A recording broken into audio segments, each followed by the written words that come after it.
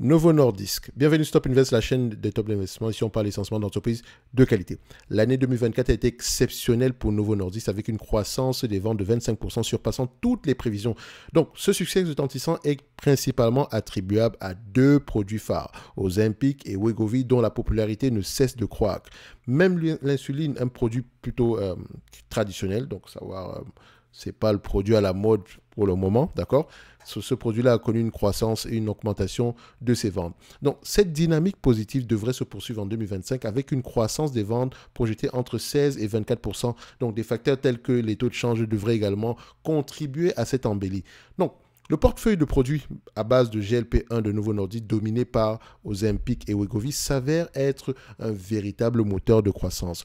Wegovy en particulier devrait connaître une expansion remarquable avec une progression attendue de 50% par rapport à ce Wegovy a pu rapporter en termes de chiffre d'affaires en 2024. Donc cette performance exceptionnelle conforte la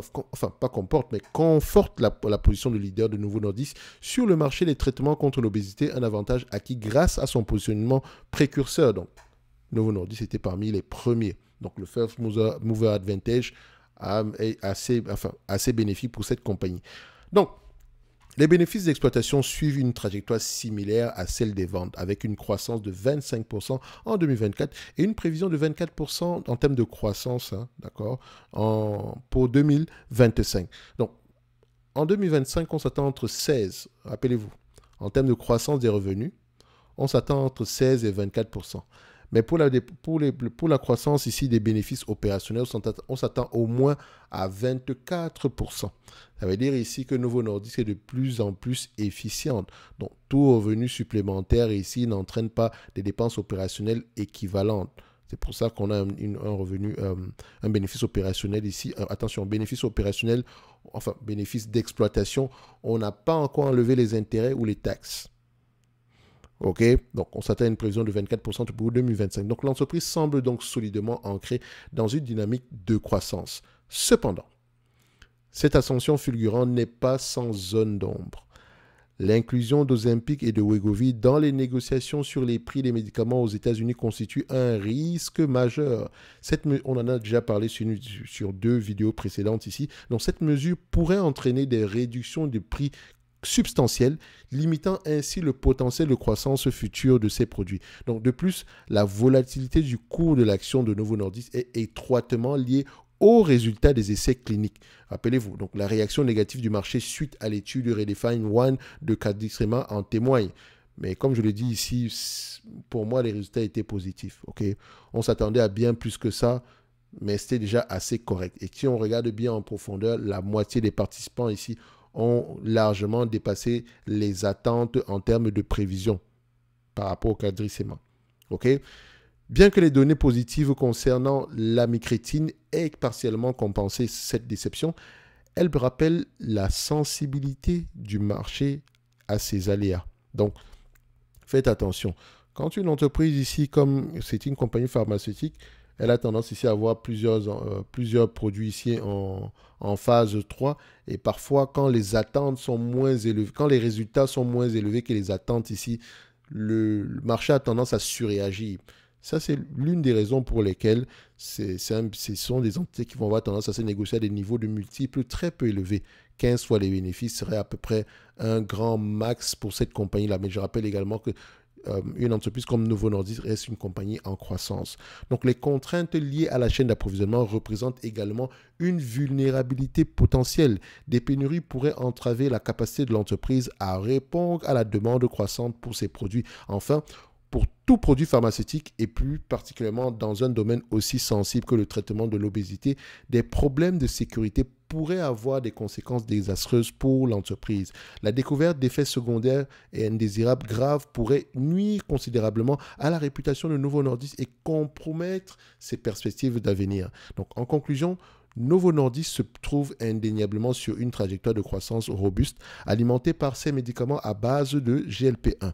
Toutefois, Cette croissance est soumise à des risques réglementaires risques réglementaires de marché importants. Donc l'entreprise doit naviguer avec prudence dans le paysage complexe des négociations des prix, gérer efficacement sa chaîne d'approvisionnement, assurer la sécurité de ses produits et obtenir des résultats positifs de son pipeline de médicaments, notamment le cadicéma et la micrétine. Donc le succès de Novo Nordisk dépendra de sa capacité à trouver un équilibre entre les opportunités considérables offertes par le marché du diabète et de l'obésité et les risques bien réels liés aux pressions sur les prix et du développement clinique de nouveaux traitements. Donc l'accent doit être mis sur l'exécution rigoureuse de sa stratégie et sur le développement continu de son portefeuille de produits.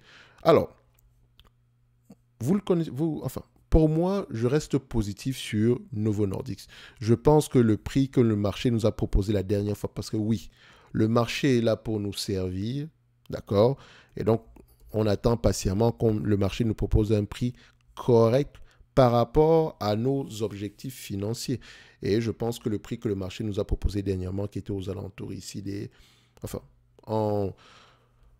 Alors, je vais faire simple, hein. Je vous renverrai à la vidéo la dernière fois, parce que le plus bas ici était aux alentours des 78 euros. Et moi, je continue à penser que si le marché vous propose un prix en dessous des 90 euros ici, c'est déjà une bonne chose. Mais également, on peut voir, est-ce que les analystes sont de plus en plus optimistes ou de moins en moins optimistes? De manière générale, ils sont optimistes. Mais il y a 6 mois, on s'attendait à 5,40 $. Aujourd'hui, c'est 5,22 $. Okay, par rapport aux attentes de 2027. 2027, c'est loin.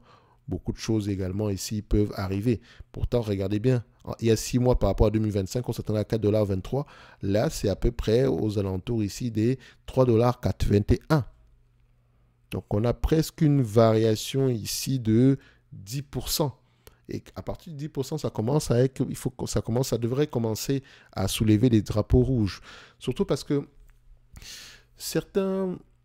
il y a des discussions actuellement dans la presse spécialisée, il y a pas des informations, mais certains analystes se demandent si réellement le marché de l'obésité devrait être aussi, si les attentes par rapport au chiffre d'affaires à long terme doivent être aussi élevées. Parce que la concurrence arrivera sur le marché. Les prix devront à peu près baisser de manière générale, même si je vous ai déjà parlé également d'une alternative qui serait ici de fixer un prix plus élevé, parce qu'on s'attend à ce qu'on ait une certaine baisse ici par rapport à certaines négociations. Certains assureurs également pourraient ne pas vouloir rembourser ce produit-là, et ils ne sont pas obligés de le faire ici. D'accord? Et donc, ça coûte quand même assez cher de manière globale. On constate également qu'il y a certaines personnes qui commencent à prendre des produits contre eux pour pouvoir maigrir ici. Et après 1 an, arrêtent complètement. Maintenant, les études que j'ai pu lire ou bien la presse spécialisée que j'ai pu lire ici ne dit rien par rapport à la raison pour laquelle ces personnes-là arrêtent d'utiliser. Donc, par rapport aux effets secondaires, comme dans tout médicament, il y en a toujours. Aucun médicament ici n'est safe. Si vous allez regarder ici la partie concernant ici les litiges en cours sur la plupart des compagnies pharmaceutiques que vous possédez ou bien qui vous intéressent, vous allez voir qu'il y en aura toujours. C'est pour ça qu'il y a une armée d'avocats dans ces entreprises-là. Bref, pour moi, Novo Nordisk reste une entreprise intéressante au prix actuel. En tout cas, ça pourrait être intéressant au prix actuel. Ça, ce n'est que mon avis. Et non un conseil d'investissement. Comme d'habitude, je me réserve royalement le droit de me tromper. OK? Lisez vos rapports financiers. Un like, un abonnement, un commentaire, ça fait toujours plaisir. Et si vous voulez aller plus loin, je vous encourage à écouter le conférence call de ces deux entreprises. D'accord? Ça vous donnerait une vue d'ensemble. Ça vous donnerait vous allez pouvoir apprendre 2 ou 3 choses ici sur ce marché-là. OK? Donc, n'oubliez pas en description de la vidéo, vous avez la top newsletter. Et quand vous serez sur cette page-là, si le service top premium vous intéresse, bienvenue à vous. Sinon, abonnez-vous à la top newsletter où on partage généralement ici des réflexions personnelles sur des sujets bien particuliers en lien uniquement avec le stock picking. Ok, moi, je ne parle pas d'ETF. Ce n'est pas parce que je pense que les ETF sont mauvais ou quoi que ce soit, non. J'aime le stock picking et c'est ce que je fais ici sérieusement. Merci, au revoir.